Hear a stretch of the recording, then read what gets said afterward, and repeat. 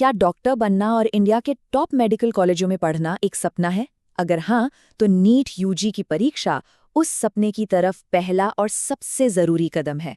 तो चलिए इस सफर के हर एक पड़ाव को जरा करीब से समझते हैं। तो आज हम क्या-क्या जानने वाले हैं? सबसे पहले कि नीट यूजी आखिर है क्या?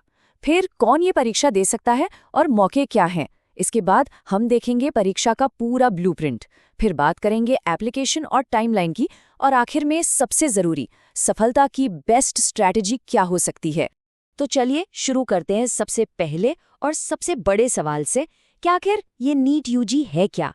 देखिए, ये सिर्फ एक एग्जाम नहीं है, ये तो लाखों स्टूडेंट्स के लिए मेडिकल करियर का कह सकते हैं एंट्री गेट है। नीट यूजी, जिसका पूरा नाम है National Eligibility cum Entrance Test, ये पूरे भारत में मेडिकल कोर्सेज में एडमिशन के लिए होने वाला एकमात्र, जी हाँ एकमात्र, नेशनल लेवल का एंट्रेंस एग्जाम है। और इसे कंडक्ट कौन कराता है? नेशनल टेस्टिंग एजेंसी, यानी कि एनटीए। अच्छा, पर सवाल ये है कि इस एक एग्जाम को लाने की जरूरत क्यों पड़ी? इसके पीछे ना 3 बड़े मकसद थे। पहला तो ये कि मेडिकल कोर्सेज के लिए सही स्टूडेंट्स को चुना जा सके। दूसरा, पूरे देश में एडमिशन के लिए एक जैसा और मेरिट पर आधारित सिस्टम तैयार हो। और तीसरा, जो कि बहुत ज़रूरी है, कि स्टूडेंट्स को ढेर सारे अलग अलग एग्जाम न देने पड़े। उनकी जगह बस एक स्टैंडर्ड टेस्ट हो, ताकि उन पर बोझ कम हो। तो अब ये तो समझ आ गया कि नीट क्या है। अगला सवाल, कौन ये परीक्षा दे सकता है और इसे पास करने के बाद मौके कौन कौन से खुलते हैं? देखिए, कई लोग सोचते हैं कि नीट यूजी का मतलब सिर्फ एमबीबीएस है, पर ऐसा बिल्कुल नहीं है। इस एक एग्जाम से ना कई दरवाजे खुलते हैं। आप डेंटल यानी बीडीएस कर सकते हैं, आप आयुर्वेद, होम्योपैथी और यूनानी जैसे कोर्सेज में जा सकते हैं। अरे इतना ही नहीं, बहुत से अच्छे इंस्टीट्यूट्स में बीएससी नर्सिंग में एडमिशन भी इसी के जरिए होता है। अच्छा, तो इस एग्जाम में बैठने के लिए सबसे पहली और सबसे जरूरी शर्त क्या है? सिंपल है, क्लास 12th में आपके पास फिजिक्स, केमिस्ट्री और बायोलॉजी यानी पीसीबी और साथ में इंग्लिश होनी चाहिए। या फिर आप उस साल 12th का एग्जाम दे रहे हों। सब्जेक्ट्स के अलावा उम्र भी एक बड़ा फैक्टर है। जिस साल आप एग्जाम दे रहे हैं, उस साल के 31 दिसंबर तक आपकी उम्र कम से कम 17 साल पूरी हो जानी चाहिए। हाँ, और 12th क्लास के मार्क्स भी देखे जाते हैं।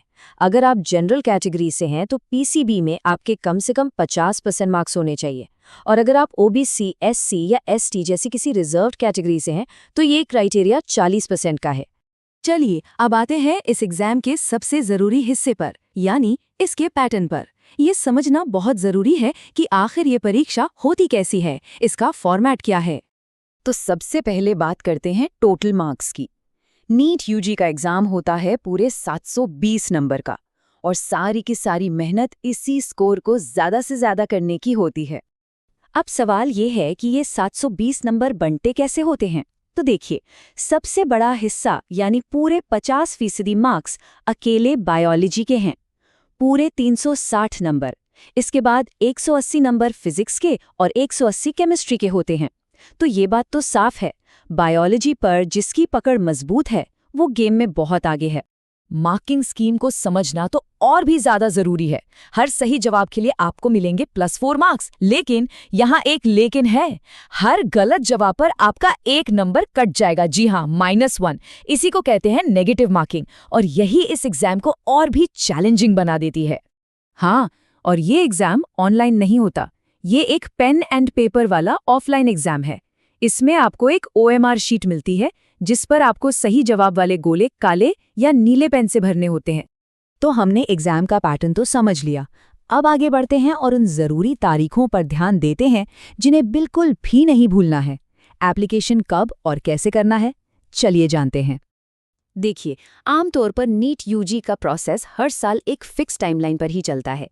जनवरी के आसपास एप्लीकेशन फॉर्म आ जाते हैं, फरवरी मार्च तक अप्लाई करने की लास्ट डेट होती है, फिर अप्रैल में एडमिट कार्ड आते हैं, मई में होता है बड़ा दिन यानी एग्जाम, और जून में रिजल्ट्स आ जाते हैं।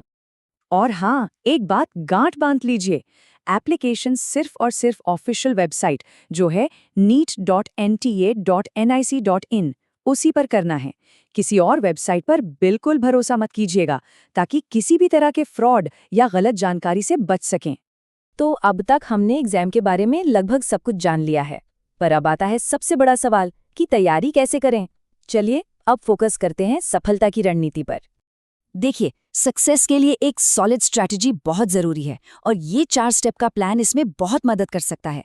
नंबर 1, एनसीईआरटी की किताबों को अपना बेस बनाइए, उन्हें घोल कर पी जाइए। नंबर 2, पिछले सालों के पेपर्स और जितने हो सकें उतने एमसीक्यूज की प्रैक्टिस कीजिए।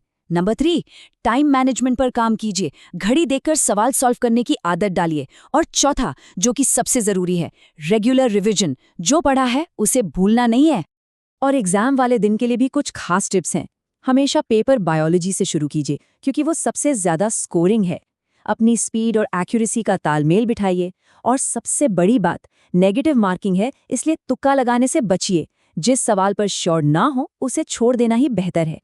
तो आखिर में बस इतना ही कि नीट यूजी एक बड़ा कंपटीशन है, एक बड़ी चुनौती है, इसमें कोई शक नहीं है।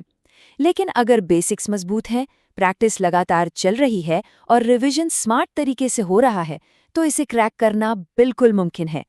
सही स्ट्रैटेजी के साथ मेडिकल कॉलेज का वो सपना सच में हकीकत बन सकता है।